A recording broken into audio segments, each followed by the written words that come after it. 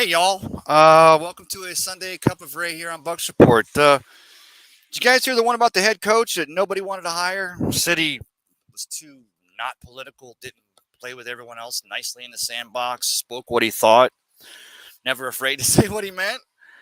Did you hear about the coach that came to Tampa Bay and took him to 9-7 the first year, and Jameis Winston went into the 30 for 30 club, but still brought that no risk it, no biscuit offense to Tampa Bay.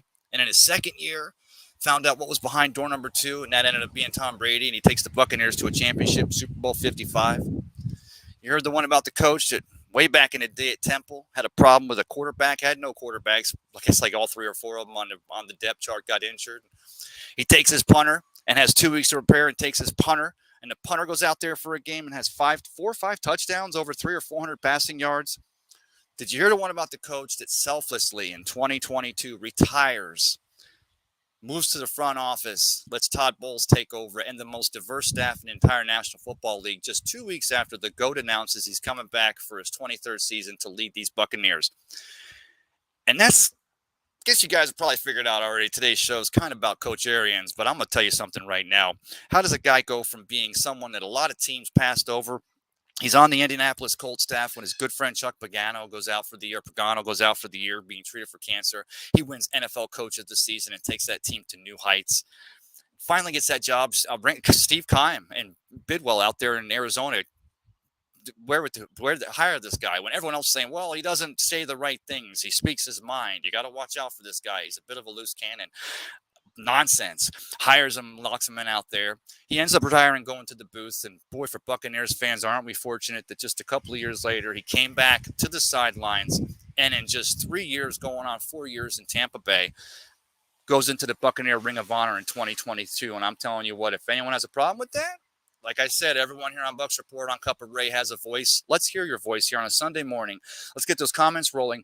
It's a show dedicated to the best head coach who just retired from the National Football League, Bruce Arians. It's a Cup of Ray here on Bucs Report.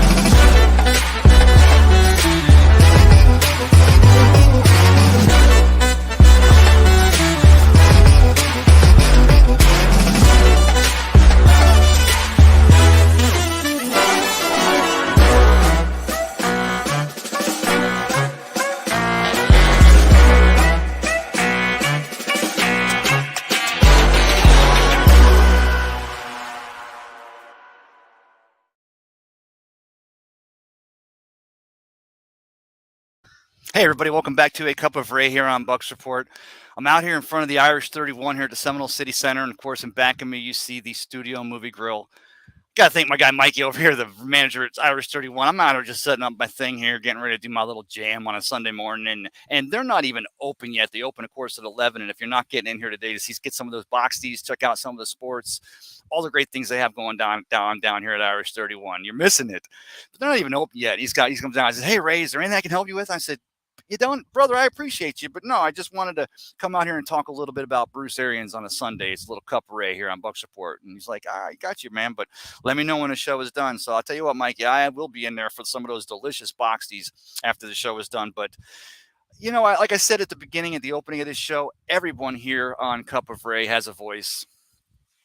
But I was a little taken aback this week, and I saw some people out there on social media from different places. I read the New York Times piece about how Coach Arians and what this Jason Light and this Buccaneers, what this team, this one of 32 in the NFC South, your Super Bowl 55 and Super Bowl 37 champion, but what this team means as a Coach Arians, as Bruce Arians steps to the side, steps to the front office, lets Todd Bowles take it over.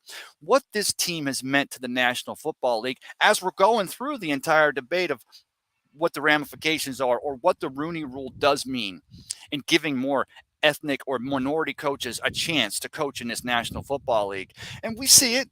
Sometimes it seems like it's one step forward, one step back. Sometimes it seemed like it was one step forward, two steps back. But we see the inroads being made. But thing I was thinking about this week is go back to Coach Dungy. Let's look at what Coach Tony Dungy did. Of course, Hall of Fame coach, also in the Buccaneers Ring of Honor. Let's look at some of the Tony Dungy coaching tree. Of course, that tree goes wide and it goes deep. His DC for all those years was Monty Kiffin, who's also in the Ring of Honor. But you're talking about, let's start with the easy stuff. Raheem Morris, who's currently the offensive coordinator out there for your defending world champion Los Angeles Rams. Let's talk about a Mike Tomlin, who's been locking it down for many, many decades now as head coach of the Pittsburgh Steelers. Let's talk about what a Herm Edwards meant. Went on to coach the Jets, but also out there in Arizona with the Wildcats. Let's talk about a coach, Lovie Smith, who not only coached the Buccaneers and also did a great job with that Illini defense, but now he's the head coach of the Houston Texans. Now, if you guys didn't see a pattern there, I'm naming all African-American or minority coaches, and those came from the Coach Dungy coaching staff. And now you've got a coach, Bruce Arians, who's stepping away now after a fantastic career. I never stop. I'm going to get over to the old Memorial, try to catch Coach before one of those rounds of golf, because I could never get tired of listening to Coach Arians and some of the stories that cat can share, going back to when he was on that Bear Bryant coaching staff with the Alabama Crimson Tide. Talking about coach him hard and hug him later. Love it. Don't have a lot of comments right here, but I'm going to go ahead and jam this one right off the top. Torrance Parsons up in here says LFG. Torrance, thank you so much for that comment. I appreciate you. But I saw this week that some people questioned. Of all the things that happened this week, and I ask you guys and girls this, when Coach Arians steps away, of course, they announced right away that Todd Bowles is your interim coach, or not interim, he's your head coach. But then not only do they announce that, but they lock him down with a new 5-year contract. Aces across the board, Glaziers. I love it. Thank you very much. But you also talk about now Coach Arians. I love the Buccaneers say they're going to move that cat right into the Ring of Honor in 2022. Total aces, right? And not just because they won a Super Bowl, not because of what he's meant for this team. And if you don't like Coach Arians, maybe it's because you don't like your coaches that like to just speak their mind, because Lord knows that's exactly what Bruce Arians does. He speaks his mind. And again, that was one of the things on him early. If you go back and you look at the career of Bruce Arians, after he's the quarterback's coach in 98 or with the Indianapolis Colts, after he's the offensive coordinator with the Pittsburgh Steelers, and some of the grief he got because they said he didn't run the ball enough and Ben Roethlisberger was taking a beating, because that's all Coach knows is his offense is push it, vertical passing, pushing it down the field. If you don't risk it, you don't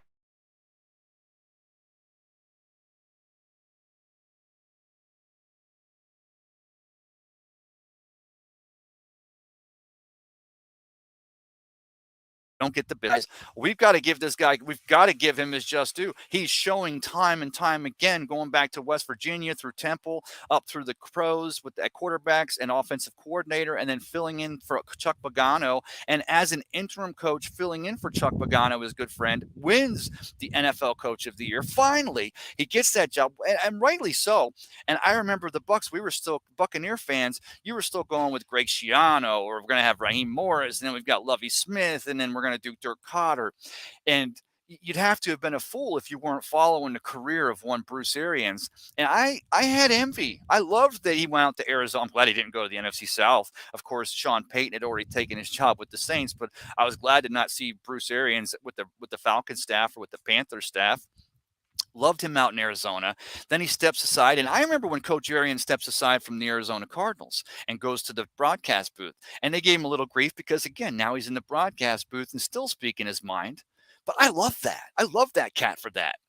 And then when he gets hired, of course, he comes out and comes here with good friend Jason Light, who they both had experience together in Arizona.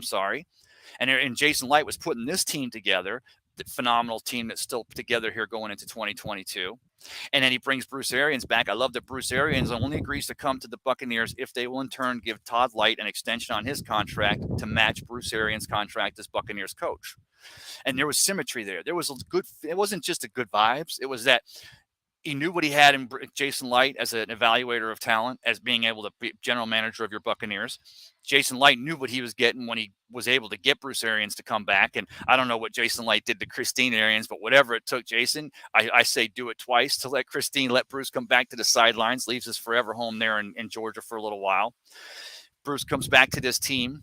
And then, of course, posing again after 2019, it doesn't matter. It doesn't matter who I still pose that you could have had 31 quarterbacks on this roster unless the money was right and the contract was right.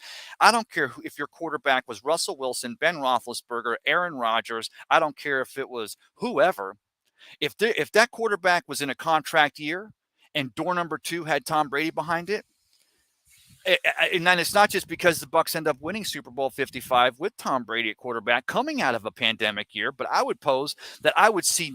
Where's the comments, guys and girls? Is it just that it's so good? So again, you see the SMG behind me. I'm out here in front of Irish 31. Please, I want to know your feelings because we talked about when Brady retired. Then we talked about when Brady comes back. And then we talked about how we get Leonard Fournette under contract. We're talking about how bringing these cats in. We're talking about Giovanni Bernard again, signing again to be on with the Bucs in 2022. But with Bruce Arians retiring and then Todd Bowles stepping into that head coaching job, which am I the only one? It was Todd Bowles all the way. And it's not a knock on Byron Leftwich. It's just I know what happened. I love what Todd Bowles says this week. He learned what he did wrong, or you learn from your mistakes. And he learned from some of his mistakes he made as head coach of the New York Jets. But it was actually what happening in the front office and the decisions that were being made above him in New York with Todd Bowles. The reason why he didn't have the success I thought he should have had. It was never a question of this cat's coaching, never a question of this cat's leadership. It was a question of sometimes it's just a mixture of things. Got another comment in here. Let me bring it right up on here. Abraham in here. Abraham, good to see you. Hey, Ray, good morning. Vatican to Pope's residence near Rome pronunciation. I know Abraham George Vatican Cherry. We got that straight that last time. Abraham, thanks for coming in here. But I saw some people this week that they're like, and here's what I mean by everyone gets a voice. Totally agree. Bruce Arians should not be going in first year, next year. There's other Buccaneers that should be in that Ring of Honor. And I've posed that there's a James Wilder. I've posed that obviously in this case, a couple of people said Simeon Rice. I would go back and say for what it meant. Remember when Brad Culpepper and Warren Sapp were in there and the two of them would jump over doing the drills between each other and they would block the offensive lines for all the teams because no one knew. You didn't know if you're going to get the crazy lawyer, of course, the University of Florida graduate and Brad Culpepper, or the Miami Hurricane and Warren Sapp, which was another one of the narratives I loved about having those two cats at the interior defensive line because it was the Hurricanes and the Gators. It was Culpepper and it was Sapp. And then it was my boy James Canada locking it down, of course, graduate of Nevada. Former Buccaneer defensive lineman, also played with the Indianapolis Colts with Coach Dungy. Got another comment in. Abraham says, I think it's a smart move, long-term, great move. 100% Abraham. I totally agree. I love it. Alec up in here this morning. I'm late to the show again. Alec, no, you're not. I hope you're still on that good run. I don't know who you've got for the finals now, but let us know. Oh, Mark comes in here. Mark Vanderhagen. Vanderhaeg, if you have the opportunity to get Tom Brady, you always take it. And I'll say Todd Bowles is probably the perfect choice. He won't try to get too involved in the offense, and Brady and Leftwich can run what they want when they want. It's almost a match made in heaven. Mark, I like you said that because first thought is always if it's a defensive coach, a defensive coordinator stepping into a coach's position, your first thought is, well, he's going to want to run a conservative offense, let his defense win just like a Buddy Ryan did with those Bears with the 46 back in the 80s, right? And Buddy Ryan and Mike Ditka always at odds, but Buddy Ryan used to say, and then he ends up going on and coaching the Philadelphia Eagles. Buddy Ryan would always say, look, offense, just don't screw it up. Let my defense will score enough points to win the game. My defense will win the game. You guys just don't put us in a bad situation. And it's not a question of Byron Leftwich or Todd Bowles doesn't feel like he doesn't have enough latitude with Byron Leftwich. Todd Bowles is going to run this team. And I saw him when he ran those New York Jets, and I saw him when he was running it out there in Arizona under Coach Arians, and then again here. He's going to run and coach. And Todd Bowles, I know most of y'all know this. I hope everyone does. Todd Bowles played at Temple for Coach Arians. That's the sympathetic and the cohesiveness between those two. They go all the way back. And but Todd Bowles takes over this team. And the reason why I pose that Bruce Arians is the most non-selfish or the most unselfish person in the National Football League, again, because we know what Coach Arians loved. He's a gamer. You don't get to be what Coach Arians was and did without being a gamer. But brings Tom Brady announces he's coming back. You got a good schedule this season. We're going to run this thing up there. Going to even have a rear match at Raymond James against those Los Angeles Rams, of course, unless the NFL, for some reason, NFL, please don't make that the Germany game. Don't take the Rams and the Bucs over to Germany. I know it's glitz and glamour. It's the Germany game. Finally, you're going to have an overseas game that people give about. Let us have that game here. You owe it to us because we went out to SoFi last year, and that was the Rams' first game that meant something to them. And the Bucs went out and kept it close, but inevitably lost there in Week 4 in September. Of course, that game was replayed this week on the NFL Network. And then the Rams came here in the playoffs for the divisional round, and we lost that after a 24-point comeback. I get it. But you don't take that game. I don't care, NFL, if it means a lot to your ratings. You don't take that game to Amsterdam. You can take any other game. You can take Joe Burrow in the Cincinnati Bengals game. You can take Lamar Jackson in the Ravens Bucs home game this year over to Germany. You can take any one of the divisional games. And I'm not knocking down the Panthers, the Falcons, or the Saints. Take that. Dennis Allen, the defensive coordinator in New Orleans, takes over for Sean Payton. Todd Bowles, defensive coordinator, takes over for Bruce Arians. Both coaches retire. Take that game over. You got a narrative. It's not as sexy as the Bucs versus the Rams, Sean McVay versus Todd Bowles. It's not as sexy as Tom Brady versus Aaron Donald. But NFL, I'm telling you right now, don't do it. You're going to piss me off if you do it, and I'm going to have to call you out on it. Don't take that game. We get that game at Raymond James Stadium because it's time for the Bucs to get their revenge.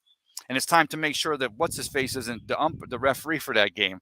Alex Schomburg says, Uncle, UNC all the way. There you go, brother. I hope you had UNC over Duke because that's awesome because the sexy pick in the Final Four was the Duke, right, with Coach K, his last season. And I know, Alec, you were talking about you rolling with UNC even before that.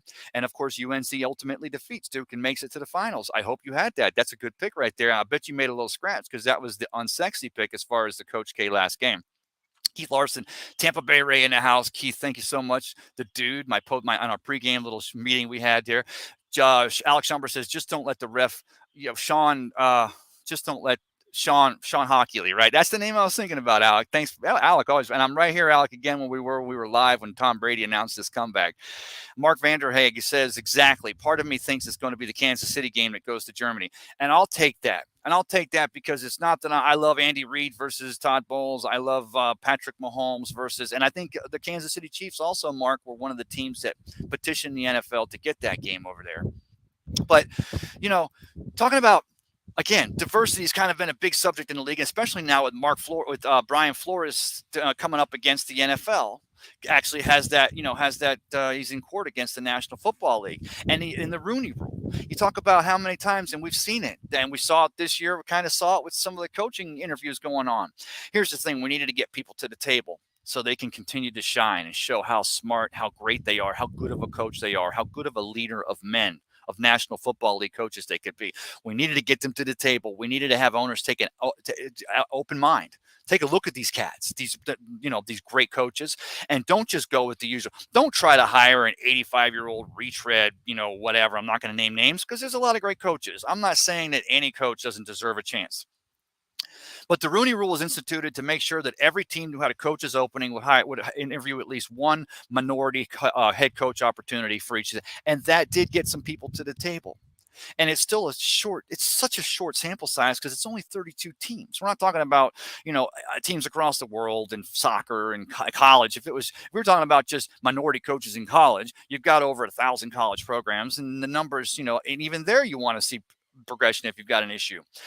But you're talking about the Tampa Bay Buccaneers and the reason why Bruce Arians, even beyond the field, even beyond what he meant to this team, giving us the confidence, giving these players the confidence to be over the top, to take that ball, no risk it, no biscuit, vertical, push that ball down the field, bringing in the best staff. And that's probably the narrative I think most of us are so much in love with, is the fact that this staff that Coach Arians brought in here, diverse staff, a Marl Javadafar, a Lori Locust. You bring in, even now as you step up, and let me get this right because I want to go ahead. I love these cats. Larry Foote and who's our running coordinator also, our two defensive coordinators. You got Larry Foote and Casey Rogers now, also minority coaches that are stepping in as co-defensive coordinators under a Todd Bowles, who's still going to call the defense in 2022. And I would pose until there's some kind of an issue or someone proves otherwise, that I still want Todd Bowles to make the calls on that defense. I still want to see this defense playing in a likeness and in the image of one Todd Bowles, who's now, of course, the head coach. But talk about the fact that the Buccaneers team, again, going back to Tony Dungy, and now with Coach Arians, two coaches that have meant the most for diversity in the National Football League, with whether it be between female coaches or minority coaches, or just looking outside the box to realize that it's not there's not a set sample size. It's not just a white male between the ages of 40 and 60 that makes a great NFL coach. It ends up it's a female between the ages of 20 and 70, or it's a African American, or it's an Asian American, or it's whatever, because it's about the game. It's about the knowledge of the game and the leader of players, a coach. That's exactly what a coach is. And for too long in the National Football League, the image was it had to be a Vince Lombardi, who of course himself was a minority coach, because back then, you had an Italian coach going into Green Bay. They'll love what he meant, the standard that Vince Lombardi set, or it had to be so they had an image there. But then when I saw the people this week in their site, so nobody's really explaining to me yet in the comments why, if anyone out there disagrees with why Coach Arians or should not be in the Ring of Honor in 2022. Let's talk about it. That's what we're here to do. We're here to talk about this. Mark Van, exactly. Part of me thinks Kansas City game. We covered that one again. Abraham says SteelersDepot.com, Week 5 coaching tree bowls journey, long one. Thank you, Abraham, for sharing some knowledge up in here on a Sunday. And that's it for now.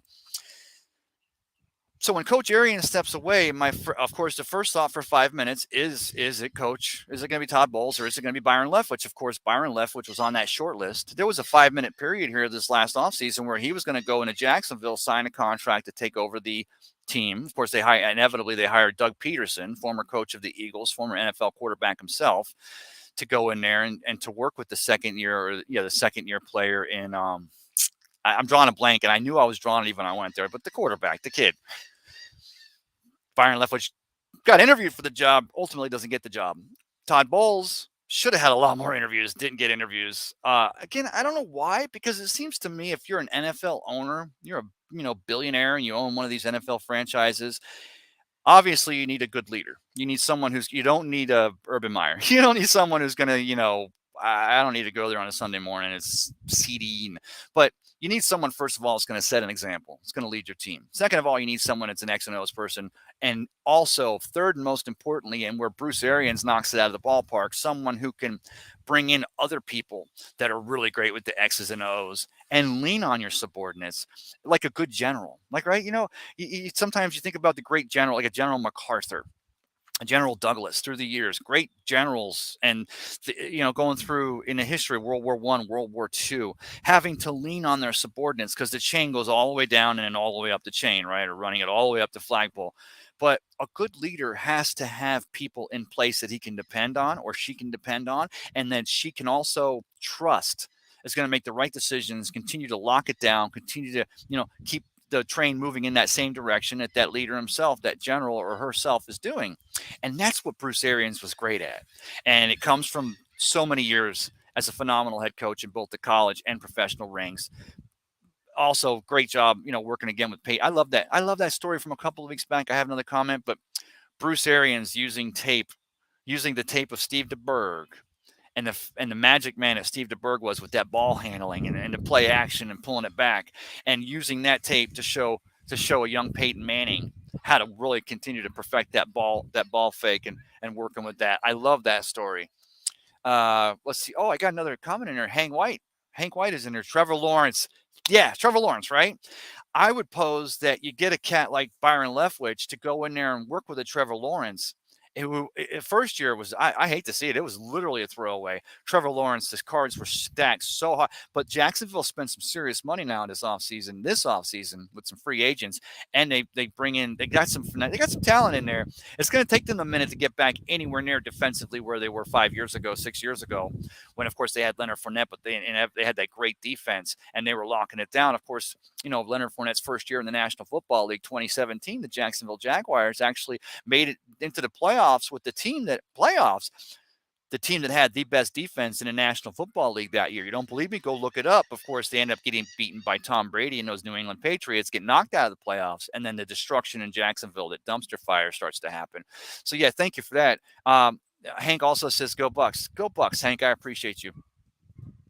But so anyway, going back to the whole Bruce Arians thing, I get some people who want to make that, talk about low hanging fruit. And I'm not putting your thoughts and your, whatever you're saying down. I'm not putting whatever your thoughts are, your feelings are. But yeah, there's definitely some people that are not yet already in the Buccaneers Ring of Honor that deserve to be there.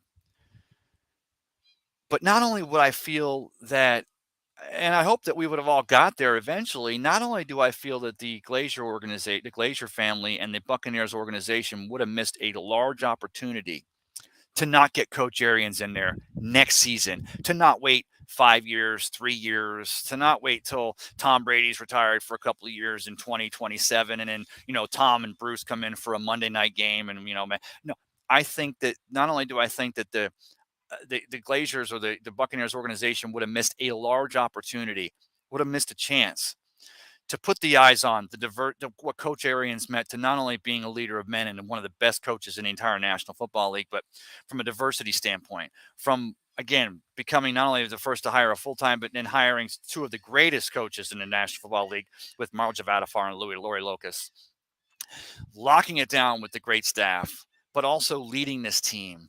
And I love the fact that we were able to, and by we, I don't mean Buccaneers fans, because I think we were fine with it the moment that Coach Arians got hired. But I was glad that we're able to work it past that narrative of 2014 or 2012 of a Bruce Arians that everybody was afraid of because the guy always speaks his mind. He doesn't play. And Christine herself says in an interview, he didn't play politics. He didn't jump into the sandbox and try to figure out what he's got to do. He did it his way, and that's why I know I posted on Facebook this week. But when Coach Arians retired this week, the first song that came to my head was, of course, it was My Way, right? Frank Sinatra. I did it my way. Got some more comments in here before I start singing. I won't go there. Fred Swayze Moore, thanks for the memories, Bruce. 100%, Fred. Yeah, I agree with that. And where's that beer? Is it? It's only 10:55. They don't sell beer at Publix till 11. I'll be there. Alex Number says, what's the record going to be next season, Fred? I'll let Fred answer that one. And of course, Mark again in here says, if I had to guess, the reason they got him so quick was to help with the controversy of Brady and Aaron's riff rumors. I agree, it feels too fast, but they have to do something to help with damage control in the media in the way it is these days. And here's what it is, Mark. I hate to do this bullshit. I know it's not 10 o'clock, and that's my rule. I usually don't cuss, but that's bullshit. Bruce Arians, Tom Brady rift. Oh, he's got a problem. Tom Brady. For 20 years I had to hear how Tom Brady wanted to eat Bill Belichick's kids, or Bill Belichick wanted to put Tom. And then he comes here, and it's always going to be, Bruce Arians could be playing for Jesus Christ and have, Moses as his offensive coordinator, and it's going to be a problem with that. And could there have been? Would I be so stupid as to think that Tom Brady isn't a good enough quarterback and doesn't know the game? And we know that cat knows this game. Tom, locking it down, doesn't know the game enough that no matter who's John the Baptist or the 12 apostles could be the coordinators, that Tom Brady at some point is not going to go, I think I know better. I think I know. Hey, Byron, come in here early. We're going to work on this. And then Coach Arians, again, the story was he's working his, Achilles at the facility. And here's the thing. I'll dispel that right now, because I even had this conversation with someone just this morning about this. Well, Tom Brady, Tom doesn't take time. I don't care if Tom's in Tampa and the family's at Busch Gardens, or they don't go to Busch Gardens that day. Tom Brady does not show up at One Buck Place for Bruce Arians' retirement press conference in just a hoodie, whatever he throws on, not all prettied up. And I say that prettied up, Tom, because, being a producer and locking it down with your production company, you understand where I'm coming from with that. Tom doesn't show up there and he stands to gain nothing by it. The person I was talking to this morning, they said, well, Tom doesn't want to have a reputation as a coach killer. He doesn't have a reputation as a coach killer. But I'll tell you right now, I know Tom Brady enough. Again, I've decimated, I've watched, I've rewatched, I've broken down every available video, podcast, everything about Tom Brady. And I eat lunch with him every other Tuesday over at the old Memorial Golf Country Club. I'm kidding, I don't. But I can't tell you where we eat because then everyone will want to be there. That cat stands nothing. It doesn't tarnish his reputation. It doesn't hurt the Tom Brady, the TB12 brand. It's not going to make him sell any more or less whey protein shakes or lockdown outfits. It's not going to make Giselle mad. It doesn't affect him at all. He doesn't show up at One Buck. If he shows up at One Buck Place and then Bruce Arians retires, but then Tom's over in a corner team with Bowles and Leftwich, and you bring in Darcy Glazer Kasowitz, or whatever you want to do. And even if they go that far, I'd be like, well, maybe Tom is. No, there was no rift. Tom didn't force Arians out. Coach Arians did the most unselfish thing in the history of this Buccaneers organization. And with Tom Brady back, with everything locked in, with another shot, with a great schedule and the narrative, Bruce Arians did the most unselfish thing you'll ever see, and he decided to walk, and as he said in his own words, to allow his coordinators and his team to take right over and keep running. And here's the thing. Psst, between you and me, Christine and Bruce and Jake and the entire Glazer family, they earned this. They earned this. Coach Arians, thank you. You locked it down. And I get it. In this day and age, there's got to be a 140-character news cycle post somewhere. Someone's got to be talking about it. Oh, Tom pushed him away, or Tom's got an ingrown toenail, and Byron Leftwich is pissed because Todd Bowles got the coach, and now Byron's looking to go coach the, Ottawa Rough. Get the heck out of here. Shut the front door. You can do that but make it slow news cycle. Don't make it Tom, because Tom was pushed into retirement early anyway on the announcement, because the entire world, Jason LaConfora, and then whatever the idiot that works for the 3-letter network, the NFL network, everyone's like posting, when's it going to happen? When's it going to happen? When's it going to happen? When's it going to happen? And Tom gets into a corner where he's like, and I think that he was ready to walk away. I think he is at that stage in life. And I'm the one who took a lot of grief for saying before last year that last year was probably Tom Brady's last year. I've watched everything. I'm not a creeper. I'm intrigued by the knowledge, the professionalism, the great career, not just as a football player, but everything Tom Brady's doing. And maybe it's because I'm Irish and there's a little bit of an Irish thing, Tom Patrick Brady and Ray Kennedy. Maybe we have his Irish thing. Maybe we go back to Ireland and our families, there's a stream cross. I have no idea, but I'm intrigued by this cat. There's nothing about this cat that states that he was pushing Arians out. He didn't want control. In fact, Tom Brady had it the best anyway. He already had Byron Leftwich as OC. He was already being left to make. Coach Arians even said going into 2020 and then again last season that he's sitting down like Coach Arians and most good quarter coaches do with their starting quarterbacks. They sit down on Saturday night and they go through the entire checklist. What plays do you like? Which plays do you like? Which plays do you like? And then when in the heat of battle, I don't think there's another coach you want other than a Todd Bowles and the current coaching staff, but I don't think there's another man you want to go into battle with as Coach Arians. I saw Coach Arians last year struggling with that Achilles injury, and I know Coach Arians has been right. And the thing about it is, whether it's a golf cart, whether it's a dune buggy, I don't care if you put a Volkswagen bus out there on the field over at One Buck Place, the Advent Health Training Facility, you still keep Coach Arians. I don't care if he's going up in the high tower like Coach Bryant used to do, going way up in a high tower, looking down on his players. And then you hear a story about when Coach Bryant came walking down the ladder and coming over, you knew you were in trouble because he was getting ready to get on someone. I don't care about any of that. But narrative just for the sake of narrative, that's one of the things you get from a lot of outlets. People will make that. Now, we hear at Bucs Report, I'm not saying we're not going to cover it, we're not going to report it. If it's news, if it's out there, if people are talking about it, if there's any truth to it, and we can source it, and we're going to source it twice and 3 times, we're going to source it up a tree if we have to before we report it on here. But if it's just because it's a rumor, someone's talking about a rumor, well, it would behoove us not to talk about it. But you're not going to see us post on it and say, hey, Tom Brady hates Bruce Arians, or, Bruce Arians found wearing Giselle's panties and Tom's in uproar. You're not going to find us. And that's bad for a Sunday morning. I apologize for getting a little bit heated here. But my point is that if it's out there, of course, we're going to talk about it. And that's what we're doing here on Cup of Ray. But the whole thing about the whole Tom Brady got his way. That cat was gone just 60 days ago. Buccaneers fans went through the desert for 40 days and 40 nights, and then Tom announces he's coming back. And then Coach steps away to let the entire team have a great shot, and he's moving into the front office, which I pose as really good stuff to continue to work with Jason Light and continue to keep this team together. And maybe it's Falcons, maybe it's the Panthers, maybe it's the Saints. Even Sean McVay talks about when Tom Brady thought he was going to retire and he's back. Other teams are going to try to do that because here's what you do. Buccaneers aren't defending anymore. Now the Rams are. But every other team in the league is going to try to make an argument, going to try to say, oh, there's infighting. There's a problem here. Jason Light, wants to start, wants to take the job as the general manager of Manchester United. And the Glazers are thinking about moving Jason Light. They're going to try that. just like they did this week.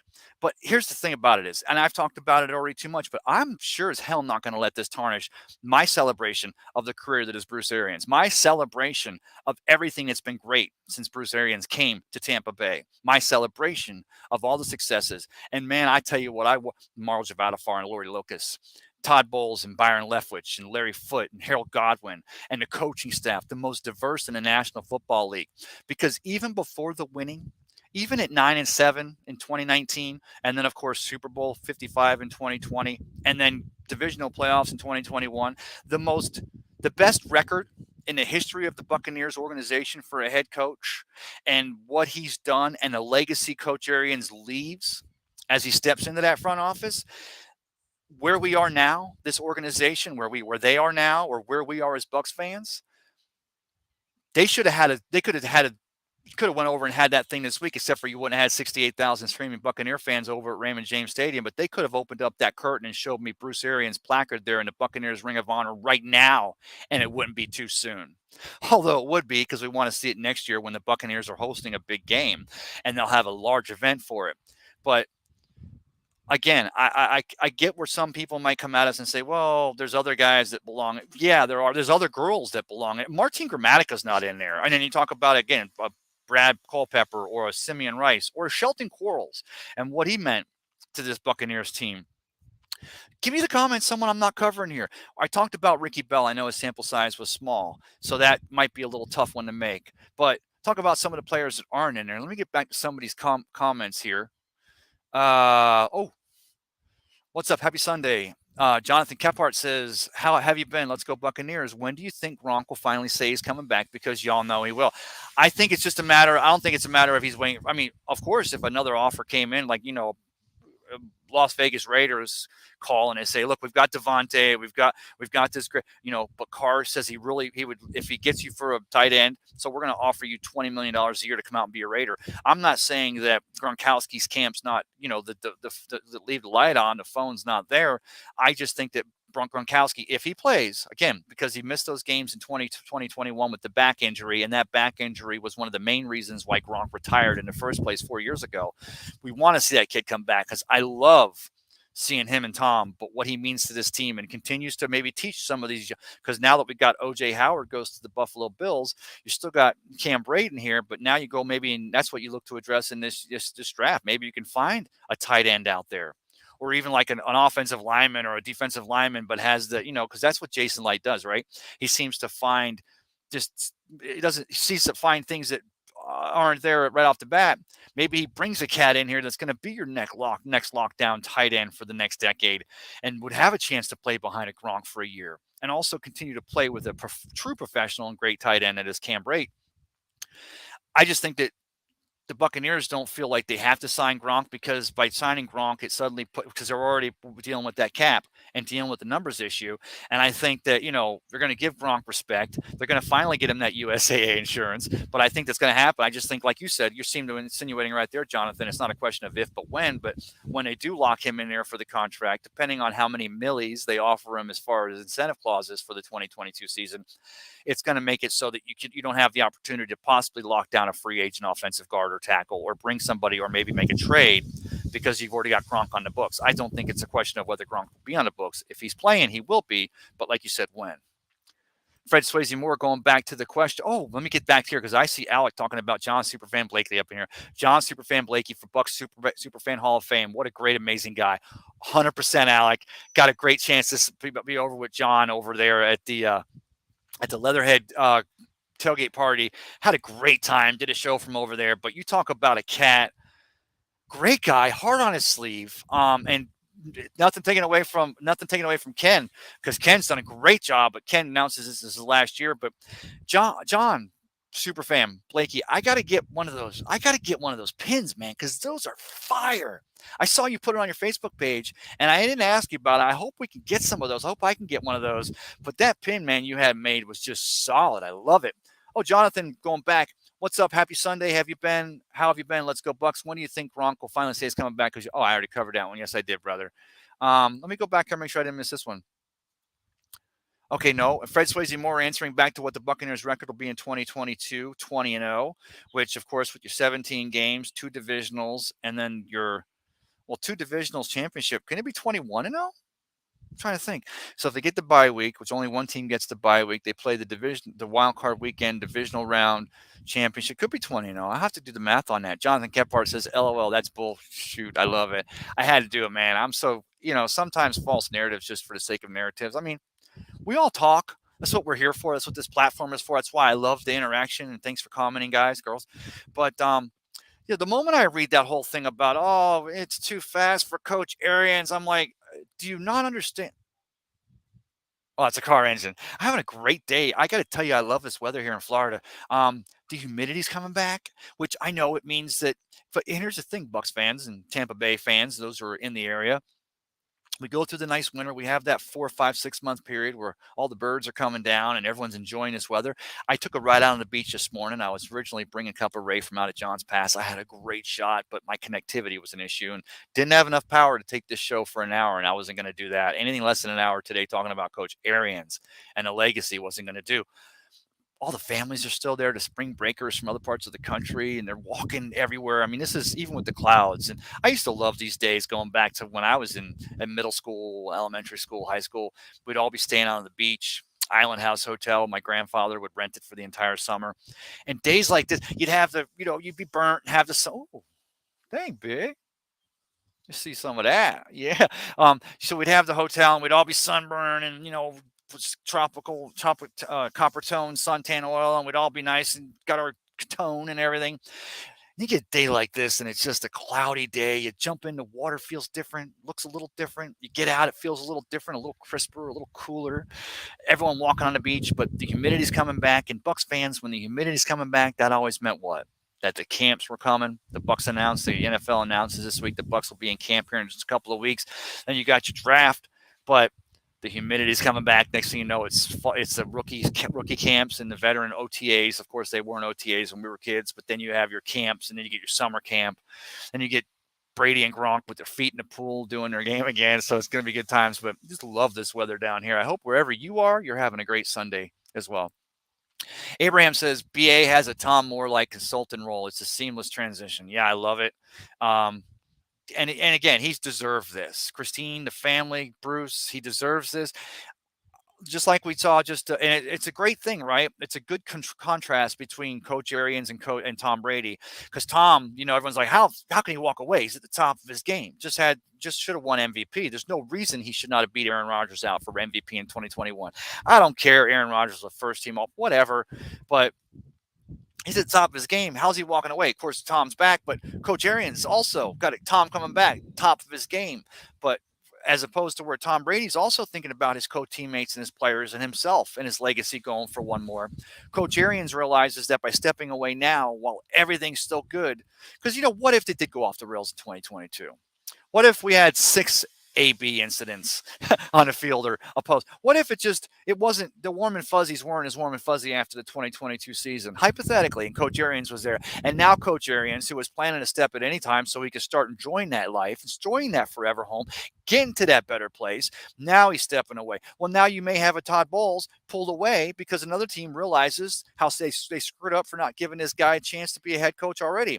Or a Byron Leftwich, or even a Harold Godwin, or these other players, and we saw it this season. But, now you start the family's not together, and so now you bring in another offensive defensive coordinator. Maybe they hire some new. So as far as Coach Arians, again, working it back to the most unselfish thing I think I've ever seen as far as from a head coaching standpoint, stepping away while everything was still locked in, which has got to be so hard because of the type of competitor that Coach Bruce Arians always has been.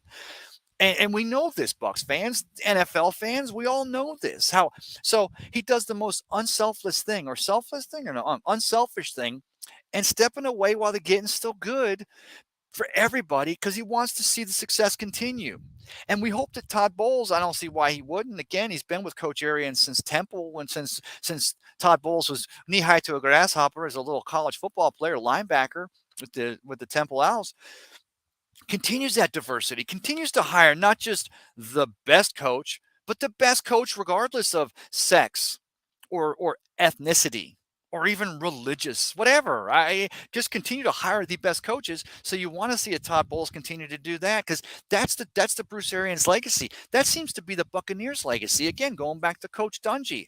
And remember, let me remind you guys and girls of this for a second. I'm sorry, I'm going to go on a tangent here, but let me do a few more comments anyway. First, Mark says, I agree. I don't think there was a rift, at least not to any significant. And again, and that's the thing, Mark, there's not a Matt, what's the coach of the Green Bay Packers, Matt, whatever, LaFleur, and Aaron Rodgers. There's a rift. There was a rift between John Gruden and every quarterback who played for him. There was a rift. There's not a rift. Oh, well, Kyle Shanahan's a rah, kumbaya guy, but there was a rift between him and Garoppolo, and then Trey Lance is going on this year. There was a rift. I mean, give me a team. We know there was a rift between Urban Meyer and Trevor Lawrence. Give me some other teams. Okay, there doesn't seem to be a rift between Ryan Tannehill and Mike Vrabel because you had Derrick Henry there in Tennessee, and I think Ryan Tannehill realizes Vrabel would kick his ass.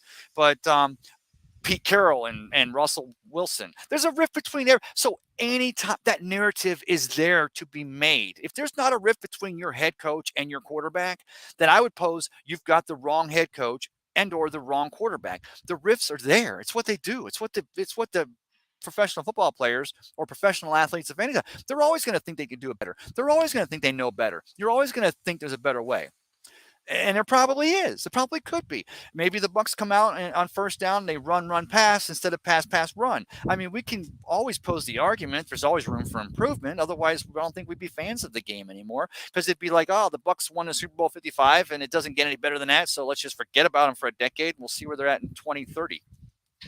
No, it doesn't happen like that. So yeah, I agree. There could have been something, and I would be remiss if there wasn't a little bit of tension between Coach Arians and Coach Tom Brady. Because if it's all kumbaya, hand holding moment, everyone's playing a guitar and smoking weed and sitting around the peace fire, then you're not going to be. You go to war every Sunday. You go to war, and I mean these are the guys you're in a foxhole with, but you're going. It's not like every week they get together and they go have a cornhole competition, or they go and they bowl a game, or they go and no, every week it's a war. And you're always going to have people thinking, or guys thinking, that there's a way they can do it better. It's why the coaches let the quarterbacks call audibles.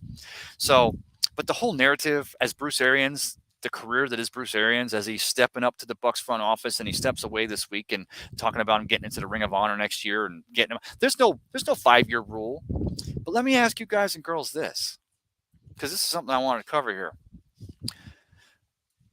Should Coach Arians be a first ballot Hall of Famer in Canton?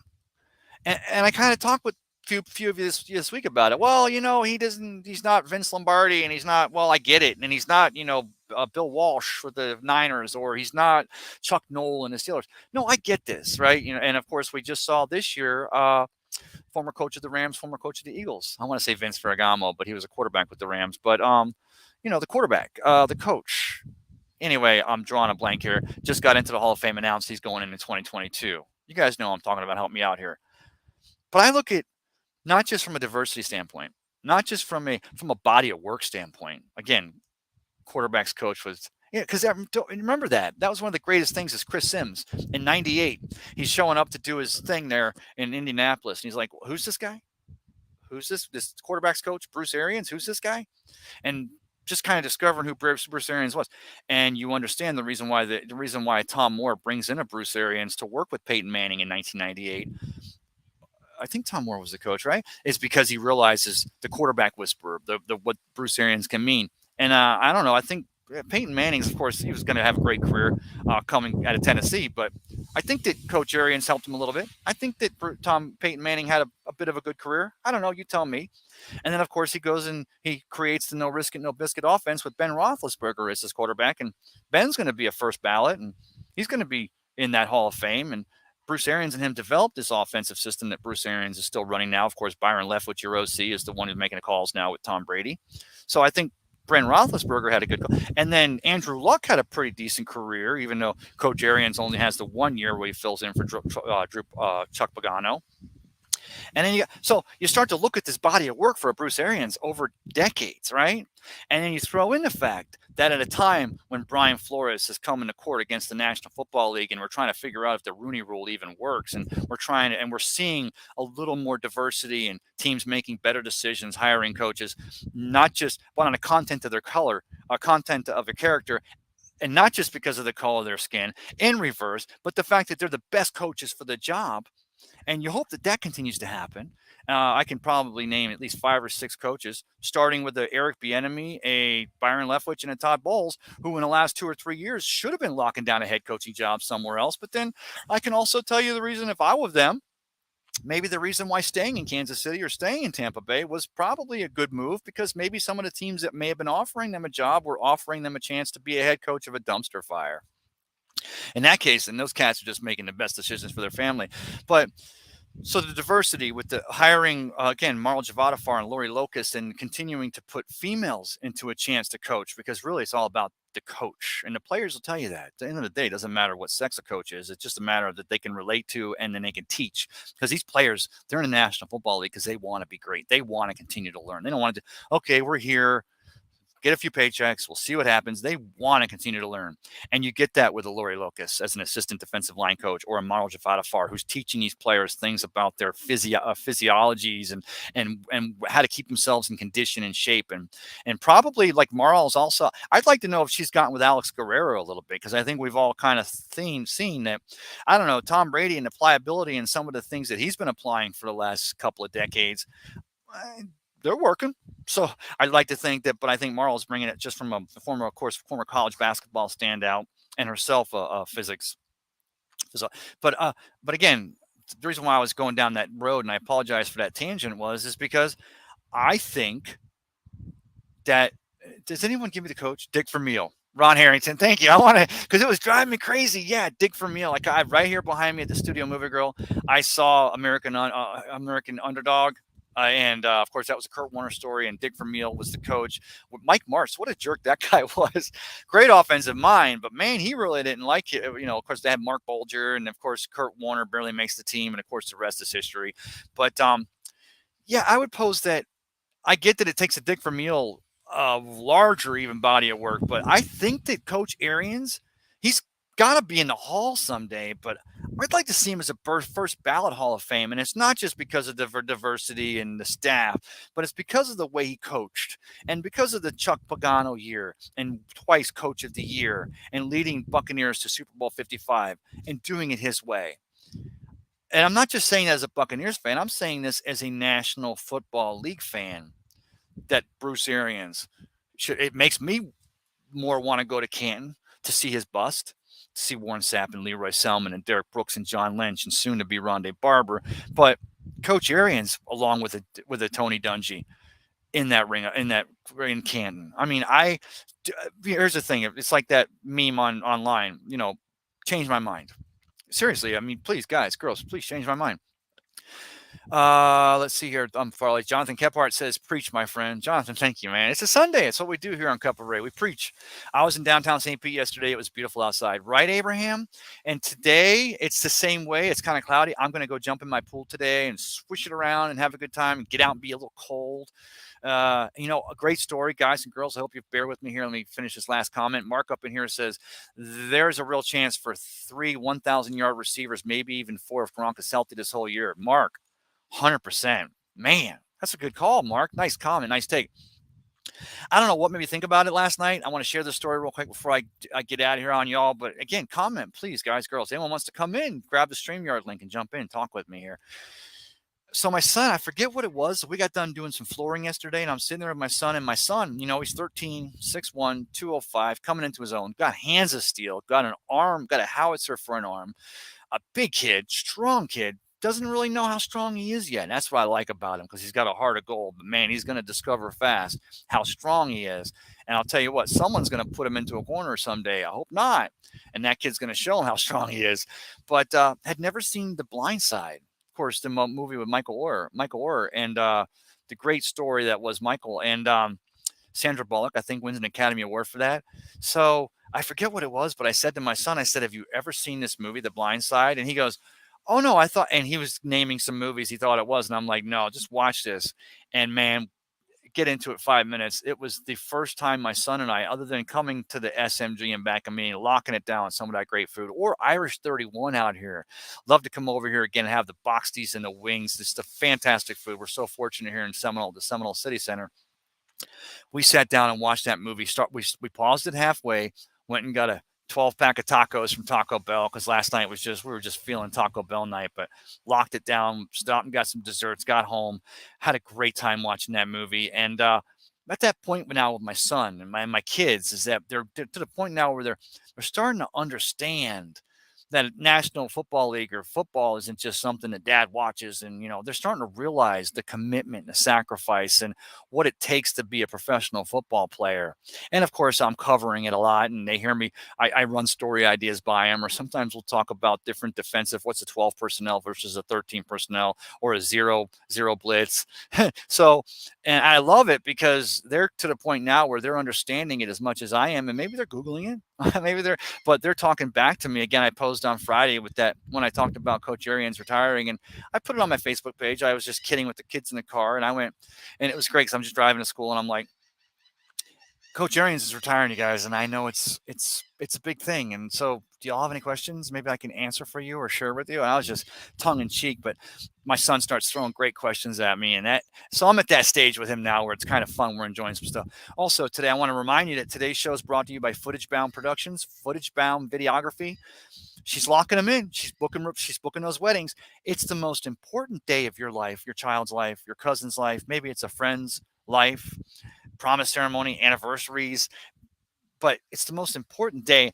Anyone can point a iPhone and click it. I get it. You get the video. That's awesome. But again, with Footage Brown Videography, you get the editing. You get the timing that's perfect. I mean, my wife edits and cuts things that CBS Sports wishes they could do intros to their coverage of the Masters. See, the editing is where it's all at. So anyone can, and I hope you are. Maybe you don't need a video. Maybe you're getting married today on a beach and you've got a great camera. And make sure you get don't forget the obviously the ring ceremony. If there's a reveal, you want to, but my Footage Bound Productions, they're going to spend the entire day with you, right? You got a videographer with the bride and a videographer with the groom. Or maybe it's two grooms, maybe it's two brides, maybe it's an anniversary, it's a bride and a groom. But you're with them all day. So you got the early morning getting dressed, and then there's you always I used to love it when I was videographing, excuse me. I get the groom to show me the ring. And that's great because the best man's got it, and I'm in the room with the groom. Who's got the ring? Oh, pull it out and show it, and you got the ring, and then the bride's getting her hair done and getting her, all she's got her support staff, her bridesmaid, and her different her whatever mom, dad. Sometimes there was the reveal, which the reveal is because the old superstition, or the superstition is that the bride and the groom shouldn't see each other before the ceremony when the groom's at the altar waiting for the bride to come down. And there was some weddings where they would want to have so there'd be that moment away from everybody. It'd be something, if we were out on the beach at Don Cesar or over at Disney, it'd be around the back of the Grand Floridian, and the groom would stand with his back. And then, so I'd have my camera on the groom from front side. And of course, Kathleen would be with the bride walking up. And then when they turn around, both our cameras would have the groom and the bride and groom's faces. So there's a lot of little things you get. And I think that's because, again, I met my wife doing theater, doing stage. She's a professional actress, but she understands stage presence. But there's, when you've been doing it for as long as she has, Footage Bound Productions, you understand the important things. Sometimes it might be the face. You'll notice that the mother of the bride or the mother of the groom has a tear in their eye, and so we've got 3 camera coverage, and we can get that extra thing without taking it off the ceremony. So many things that go into making that the most important date of a young people's lives, or if it's an anniversary of your lives. So again, if you know anybody, I'm just letting you know. Again, I'm not doing this as a service for Footage Bound because they're locking them in anyway, but I'm letting you all know. Go online to footagebound.com, check out the work, and even just call for a consultation. You won't be disappointed. And if you do go with Footage Bound Productions as your videography company for your wedding, you'll not be disappointed. I guarantee you. That's the Cup of Ray guarantee here on a Sunday. So make sure I got any more comments. Thanks, man. Oh, Mark, thank you, brother. Thanks, man. First time seeing the show. We'll definitely try to interact more if I'm on the night, if I'm on at the right time. Great job, my man. Thanks from Southern Ontario. Mark, brother, thank you. You know how much that means to me. That's what it's all about. And that's what we're doing out here.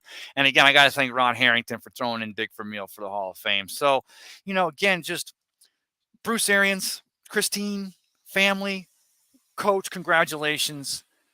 Thank you so much for not just changing the fortunes of a Buccaneers franchise. And I think we know that Jason Light already had this train well going in the right direction. But man, when he goes out there and he taps into Coach Arians and brings him in here, we knew that the train was going to start moving faster. I don't think anybody, and I mean by anyone, I don't mean just Buccaneer fans, I mean the National Football League or the football world knew how fast that train was going to get going. And then when that door opens, when door number 2 opens there before the 2021 season or 2020 season, and Tom Brady comes down here, there's been a lot of great things. And Bucs fans, my hat's off to us. My hat's off to you. Because, yeah, Tom retired over 55 days ago or so. And it was like, all right, next man up. We've got Blaine Gabbert. Blaine Gabbert going to be their starting quarterback, and maybe Kyle Trask is going to give him a good competition. Now with Blaine still under contract, I actually still would like to see a Blaine Gabbert and a Kyle Trask come in. But man, I love Blaine Gabbert. Y'all know this. I talk about this kid's career, talk about some bad timing and some bad, just had some bad mojo, bad buju, if you will, or mojo over the years with 9 coaches in 8 years and the situations he's been put in. But I would love to see a Kyle Trask beat out of Blaine Gabbert in camp for the number 2 position. And maybe it's too close to call. That's going to be on Byron Leftwich, and then ultimately it's going to be on Coach Bowles to make that call. But Kyle Trask, a second rounder in 2021 out of University of Florida, the kid that I believe is going to be the most poised to take over this Buccaneers quarterback position when it's open. Again, I work it back to Jeff Darlington, I think it was, or whomever on the NFL Network, the day that Tom Brady retires and the whole world's going crazy, cats loving dogs, mayhem everywhere, accidents on every corner. And they ask him in the studio, they go, what are the Buccaneers going to do now at quarterback now that Tom Brady's retiring? And he goes, well, and here's the thing, Kyle Trask is still only 1 year out, basically held a clipboard in 2021, but still practicing, still getting his offense down, still learning the X's and O's of Byron Leftwich's offensive system. But he says, well, the Buccaneers are going to have to address the quarterback position in the draft or free agency because, all they have currently under contract is Kyle Trask. And Kyle Trask is not a very mobile quarterback. He's more of a stand in the pocket, big, strong kid, stands in the pocket and makes reads. And I'm like, is he talking about Kyle Trask or Tom Brady? Because that's Tom Brady. Of course, we saw Tom Brady last year. One of the most phenomenal things is when he does a 15-yard scramble and he pops up and flips the ball. In fact, I'll throw that on the way out of here if you guys don't mind. I'll share that Brady's back video because I love that thing. But he's describing Kyle Trask as if he's talking about Tom Brady, and of course, a lot of those. That when you come to a team and you've got an offensive, your offensive linemen are drafted or positioned specifically because they can block a certain way. One of the problems you had, because of course, in 2015, Jason Light brings in Donovan Smith in the second round after taking Jameis Winston in the first round because you wanted to have a lockdown left, and of course, working it back to the blind side. But love the opening. If you haven't watched the blind side recently, the first 15 minutes of the movie, of course, they use Joe Theismann and Lawrence Taylor as the example as to why the left tackles become the highest paid positions on the offensive line because they protect most of the time a quarterback's blind side for right-handed quarterbacks. But you bring in a Donovan Smith, but the problem was Jameis Winston wasn't doing the pre-snap reads and Donovan wasn't holding that block an extra beat. But then you bring in a Tom Brady making that read, and he's getting rid of that ball, and all of a sudden you're like, "Whoa, Donovan Smith!" So it's his greatest ability isn't just his availability; he's actually a great left tackle. Reason why Jason Light signed that. Remember, Donovan Smith was given the extension before Tom Brady came here. Jason Light had identified the fact that Donovan Smith was a great tackle. He just needed to try to get rid of the ball a little faster and get a quarterback that can do that. Now you got a Kyle Trask who, again, puts Kadarius Toney and Kyle Pitts in the first round. Tony's with the Giants and then Pitts is with the Falcons. Great talent. Okay, the SEC, whatever. The Gators got lucky. Dan Mullins, whatever, not the coach there anymore. But the one consistency they had was that Kyle Trask was pitching the biscuit to them. a Kadarius Toney, and a Kyle Pitts into the first round of the National Football League, making great contracts with their teams. And we've seen it in the past because, University of Ohio State or in Alabama has, all these great receivers, Jalen Waddle or, Henry Ruggs. Don't want to talk about that story. But the fact that Kyle Trask was pitching the biscuit in Florida, it just goes to show you what this kid can do.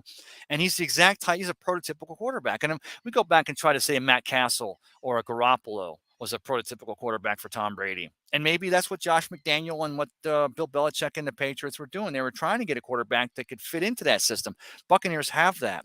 So that's one of the things I'll look forward to coming at. Let's get Blaine Gabbert under contract, and let's see Kyle Trask compete with Blaine for the second position. And I think that you're going to have to worry about the money. I think maybe that's one of the reasons why we haven't heard anything about Blaine Gabbert yet. It's because, Byron or Todd, Jason Light understands, you can't just give this guy X amount of money. He's got to come in here and compete, but he's got to want to be here because he knows this offensive system, and that's an asset to this team. But I also pose that the fact that he knows this offensive system makes this team an asset to Blaine Gabbert if that kid wants to play in 2022. So I have no why. I swear I wasn't going to get off Bruce Arians today. I just want to lock it down again. I was working it back to Coach Arians. Congratulations to the entire Arians family. Thank you, Christine.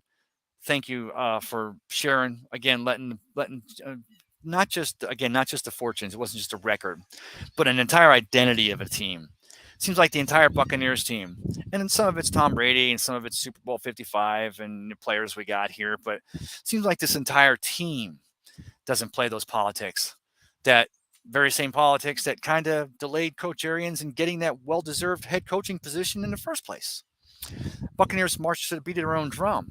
And they're going to continue to do that in 2022 with Todd Bowles as the coach, which is phenomenal. Thanks for joining me here for Cup of Ray out here on a Sunday morning. Again, thanks to the staff from Irish 31. Come out here and enjoy some boxties. You know what the boxties are? Shepherd's pie, potatoes and meat, wrapped and crusted, then fried and served with the most delicious gravy. You'll think that the heavens are pouring. Come over and see a movie at the Studio Movie Grill.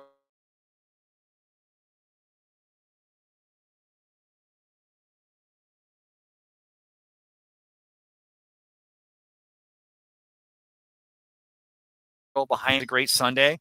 And keep it here for Bucs Report. We're locking it down for you every day of the week. And anytime there's breaking news, you know where to come. Hit like, hit share. I appreciate it. I know I rambled more than I usually do today, but got a little heated, but just wanted to really put it out there how much I really appreciated Coach Bruce Arians and wish him the best of luck now as he transitions to the front office and continues to enjoy that life that him and Christine have together. Thanks for joining me for Cup of Ray here on Bucs Report.